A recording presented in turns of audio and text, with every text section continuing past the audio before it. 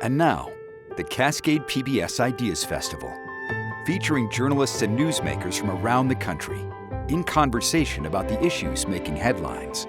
Thank you for joining us for Reclaiming with Monica Lewinsky, with Laverne Cox, moderated by Monica Lewinsky. Before we begin, a special thank you to our members. We'd also like to thank our premier event sponsor, HX Expeditions, our founding sponsor, the Carrie and Linda Killinger Foundation, and our host venue, Fremont Studios.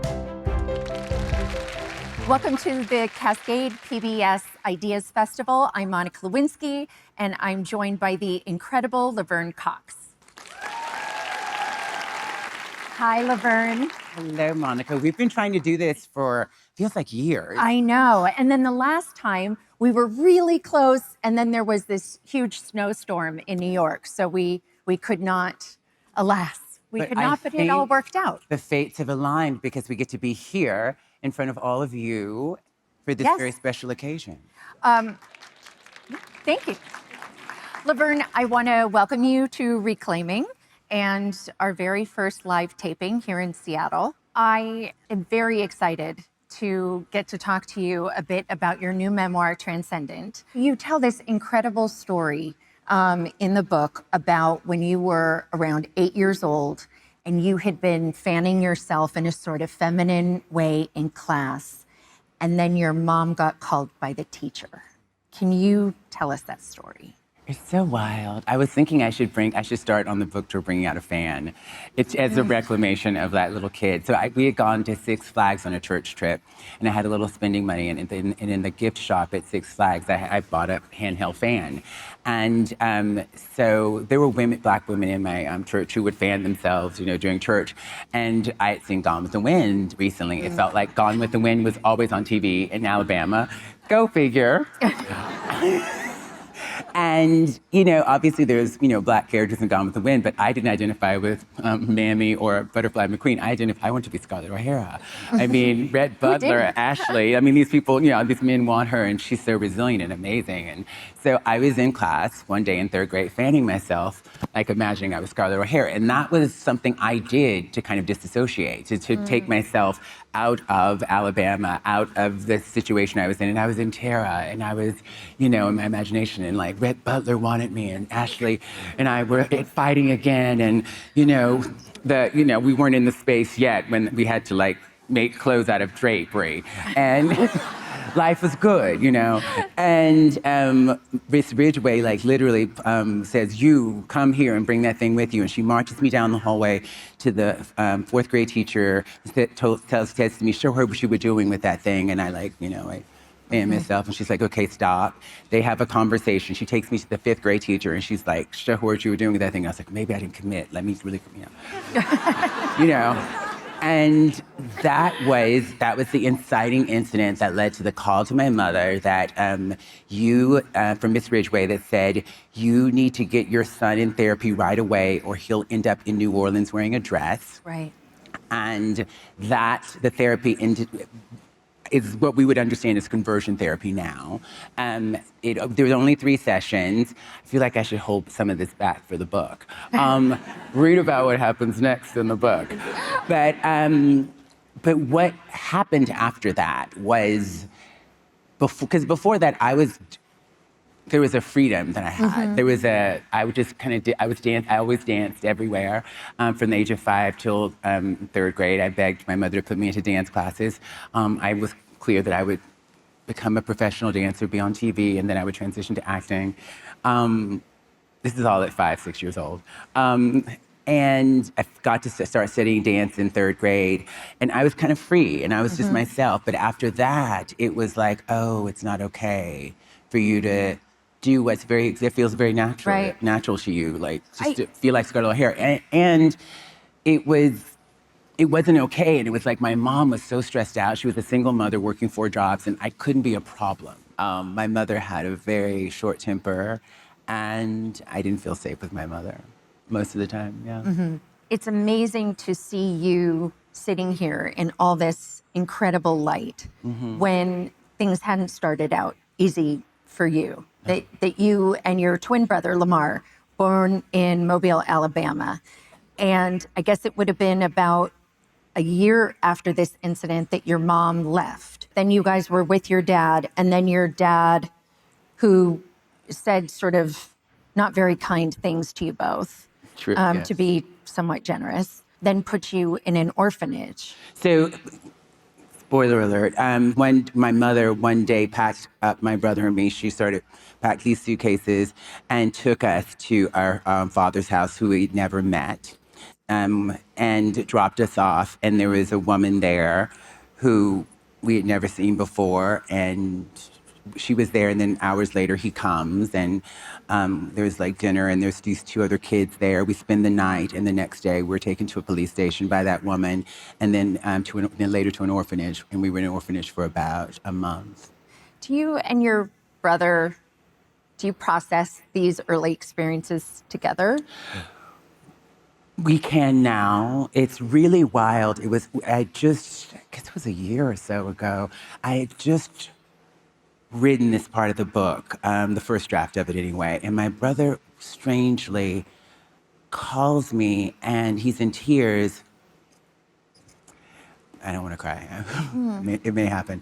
He was in tears, and he was apologizing to me about the incident that he caused that led to us being in the orphanage. And he was just so apologetic. Just like a year, he was so apologetic. He's like, "I'm so sorry I did that to you." And I guess the things that he was carrying, I don't know, after all these years. And he was just, I was like, I never blamed you. I never blamed him for that. I never, ever had a moment of like, this is your fault.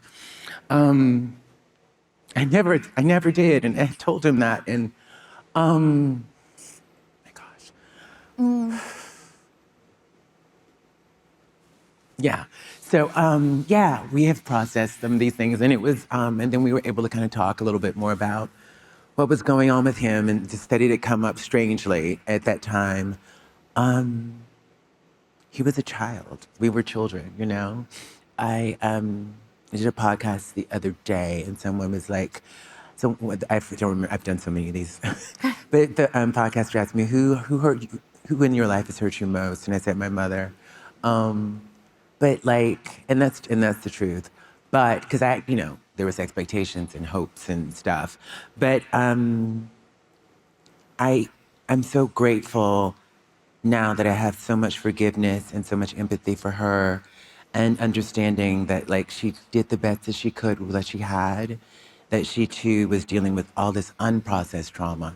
And I think like when we talk about trauma, it's like it can live like, the trauma that like emerged for you, and it stays there. And if you don't process it, it will process us. Yeah, it will eat you up.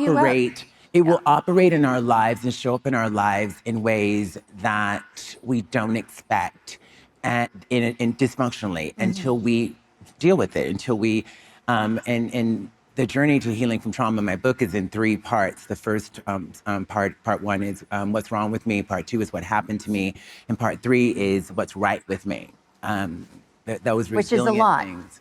There is a lot right with you, Laverne. And that is part of the journey of healing from trauma, and too, remembering that the nervous system doesn't know if a trauma happened 20 years ago or 10 years ago. Once triggered, the nervous system experiences it as if it's happening right now. And so another part of getting to the what's right with me part, you have to go through the process of like, what's wrong with me? What happened to me? But then whatever those traumatic incidences in our lives are, putting them in the right timeline in our lives so that it doesn't activate us in the same way. And I think it's important in my book, it's not just about trauma. It's fun too. There's fun moments. Amazing. That as an adult, I am responsible for my life now. As a child, I wasn't. The tool I had was disassociation and all the other things. But now I'm responsible, and it's not anyone else's fault. It is other people's fault what happened to me as a child, but as an adult, I'm responsible for my healing.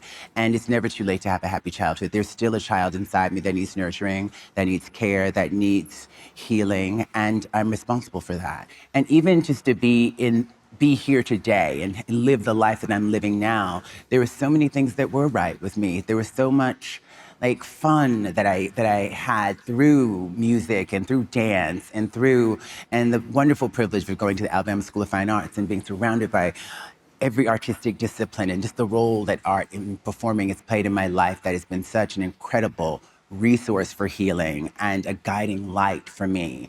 And just the fun of moving to New York in 1993 and moving during the height of the club kid scene in New York and finding like-minded people who were fabulous and just getting to be in this incredible city. One of the greatest cities in the world. I still feel that way about New York. And it's this incredible time culturally. And I lived my life. I had so much fun. And I made, some dubious choices. Could have made worse choices. Could have made way worse choices. Right? Say what? You said you could have made some dubious choices, and I said I liked how you were pointing at me.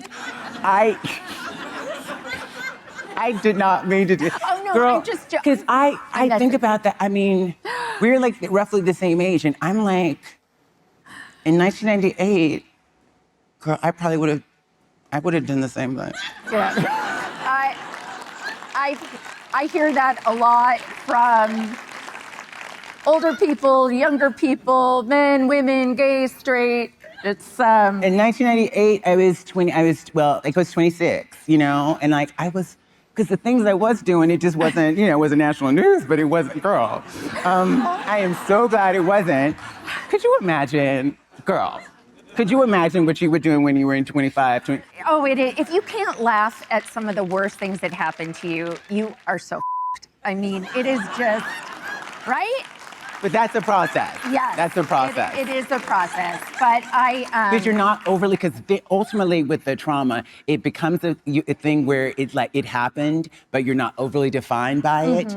And you are able to, like, if you are still in the trauma, you're either in denial that it happened or you're overly defined by it. Right. Getting to a place when you can process it and put it in the right timeline in your life, it happened, but I'm more than that. yeah, What else is true? Many other things are true. right. So sort of jumping ahead from our 20s, I was so surprised to learn as I was researching, like I had just thought you were always in the cultural scene. And the fact that it was in your at 40, right? When you booked Orange is the New Black. When I turned 40, I was just like, what am I doing? The story I was telling myself is that the dream of being, mainstream actress, the big career that I dreamed of wasn't possible after 40, and certainly not for a Black trans woman. So I was sort of like, I've spent all these years, sacrificing everything to go to acting class, to pay money for headshots instead of rent, and all the things you do, mopping floors and cleaning toilets and answering phones to get acting classes for free, interning in acting studios, and I turned 40 and I was just like, I was in, I don't know if anybody, student loan debt, credit card debt, rent arrears, just kind of like, my life is in shambles. I'm 40 and I've like sacrificed everything for this dream, that is just clearly not gonna happen because, I mean, what trans person, especially a Black trans woman, could it happen for? And so I was just, okay, let's let this go. Let's go to grad school. I'm kind of smart. I was looking into studying, doing a women's studies, African American studies with journalism and kind of designing my own major kind of thing. Getting applications, and then the Orange audition came along, and I was very ambivalent, but then my manager sent me the script, and I was like, this is great.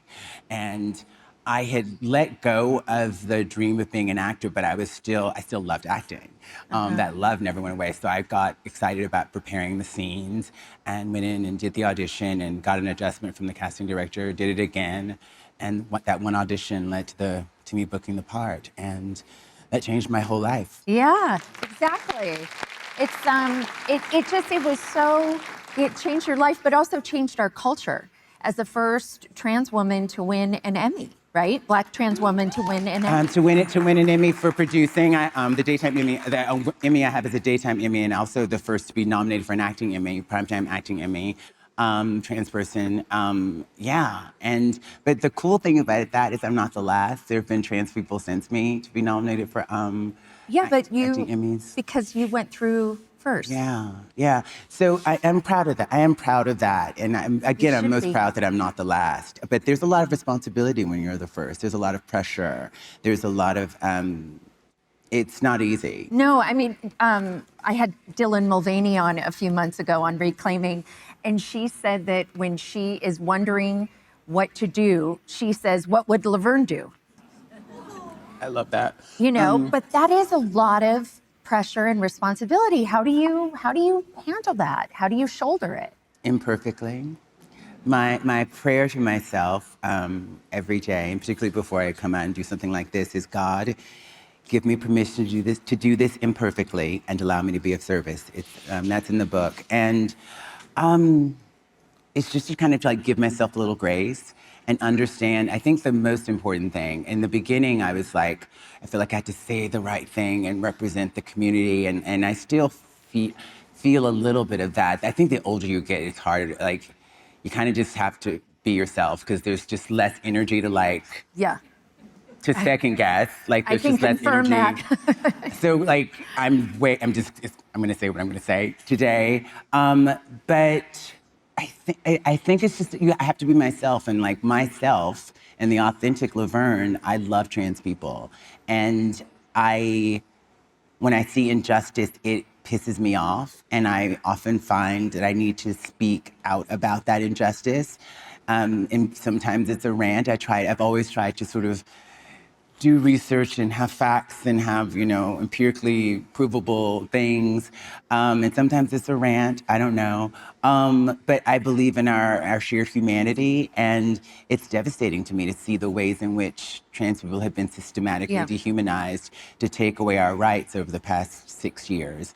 Because I love trans people. I genuinely love us. I think we're amazing. I think we're awesome. And I think we're necessary. And even more importantly, I love myself now too.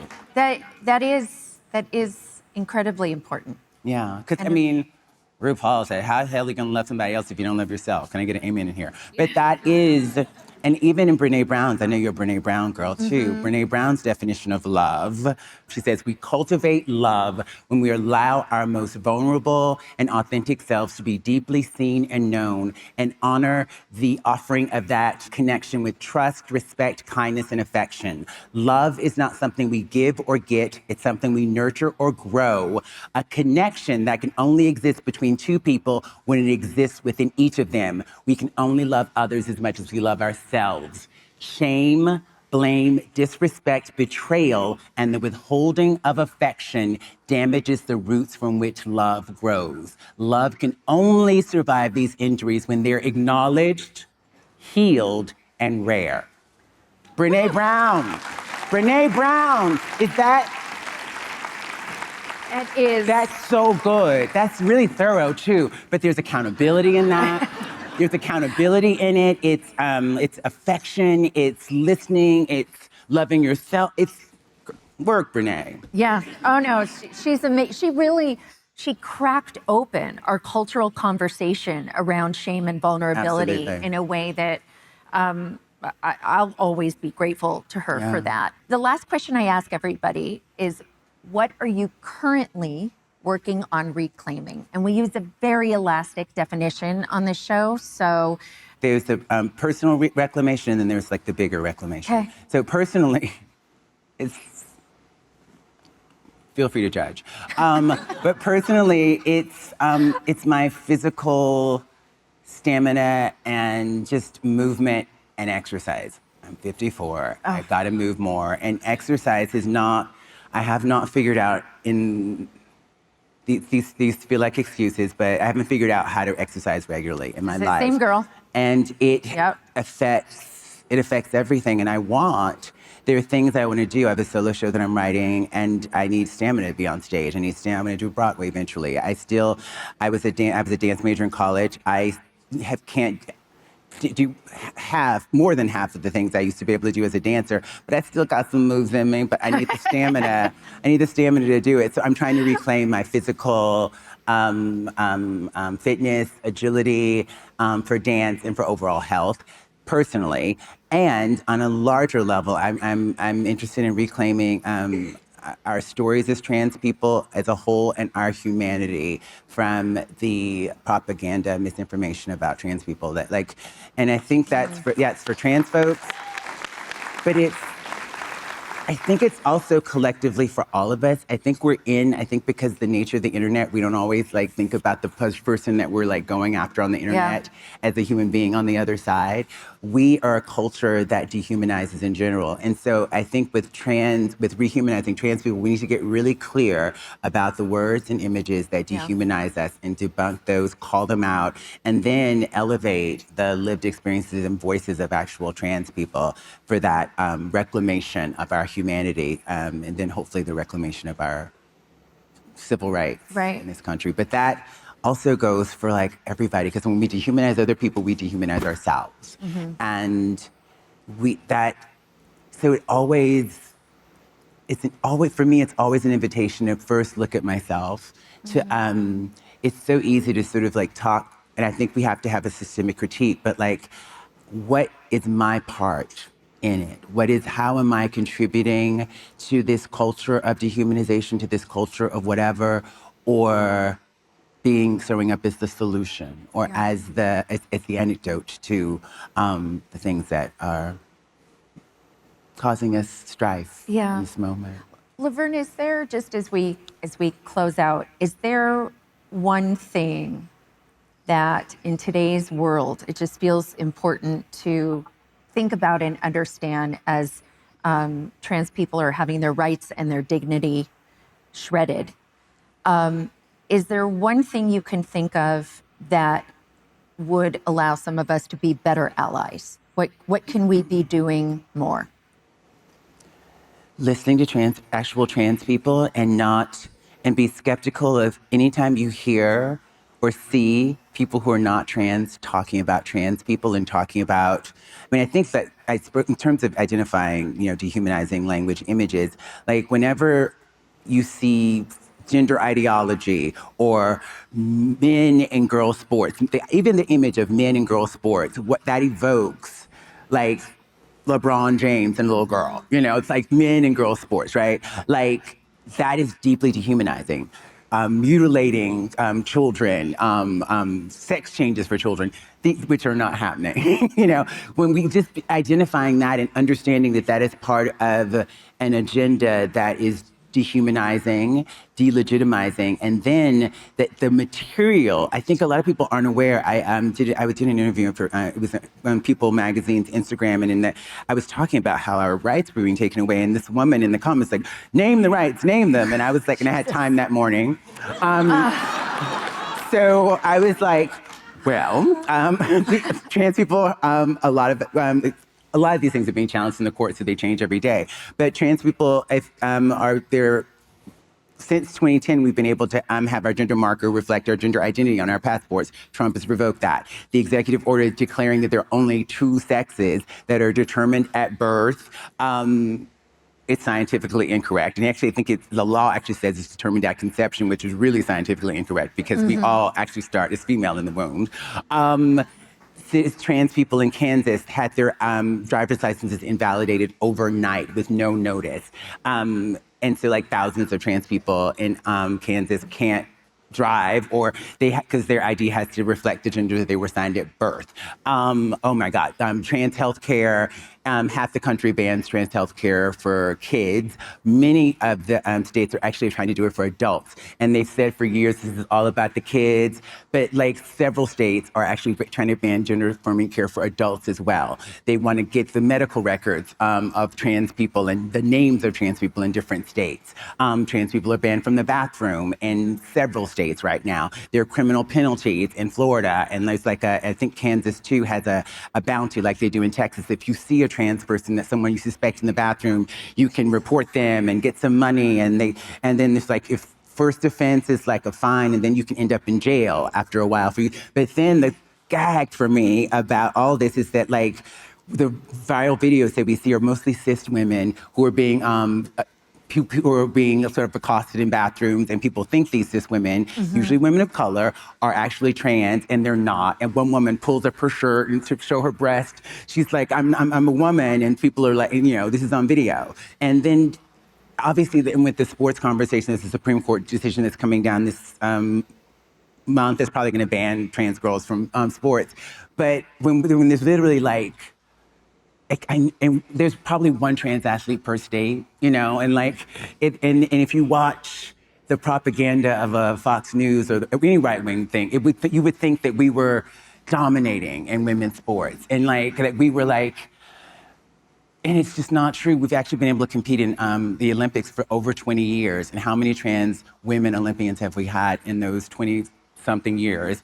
One, and that was the weightlifter from Australia who like didn't even qualify after the qualification round. She was eliminated. So trans women are not like it's a boogeyman to just like make people afraid and to stigmatize trans people. Oh my God, there's so many more policies I can list, but like this affects the day-to-day lives and of trans people. I mean, imagine traveling and you look like me, or more even, or look like Alex Consani or some, Caitlyn Jenner. She just got her, she was on recently in the media talking about her passport coming. She needed to renew it and it came back with an M. She protested. They sent it back, it came with an M. She said she didn't want to reach out to Trump, but she didn't, and she didn't blame Trump. Didn't she? I don't know, maybe she has, maybe that's the update. She said, I don't blame him, I think it's the people working for him.